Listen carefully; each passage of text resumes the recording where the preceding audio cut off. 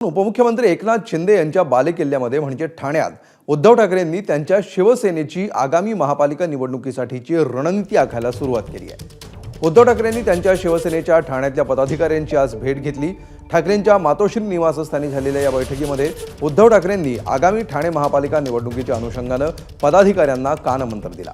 ठाणे महापालिका आपलीच आहे आणि आपलीच राहणार याचा विचार करून कामाला लागा असे आदेश ठाकरेंनी दिले। या बैठकीत ठाणे महापालिका निवडणुका स्वबळावर लढवण्यात यावी अशी इच्छा कार्यकर्त्यांनी व्यक्त केल्याची माहिती आहे।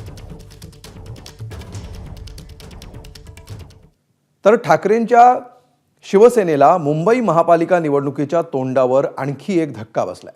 ठाकरेंच्या शिवसेनेच्या उपनेत्या राजुल पटेल यांनी शिंदेंच्या शिवसेनेत प्रवेश केलाय। माजी नगरसेवक असलेल्या राजुल पटेल ठाकरेंच्या शिवसेनेत विधानसभा महिला संघटक म्हणून कार्यरत होत्या।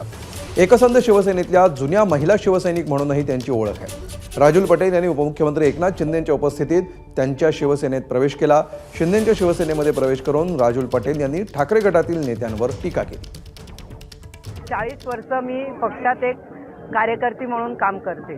पक्षाने माझ्यावर न्याय केला आहे। मी असं नाही सांगणार की पक्षाने अन्याय केला आहे। मी असं नाही सांगणार की पक्षामुळे आज मी जे काही आहे ते पक्षामुळे आहे।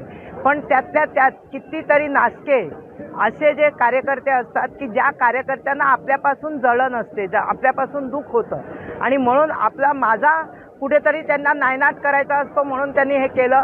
त्यामुळे अशा लोकांना धडा शिकवण्यासाठी मी आज या शिवसेना पक्षात प्रवेश केलेला आहे।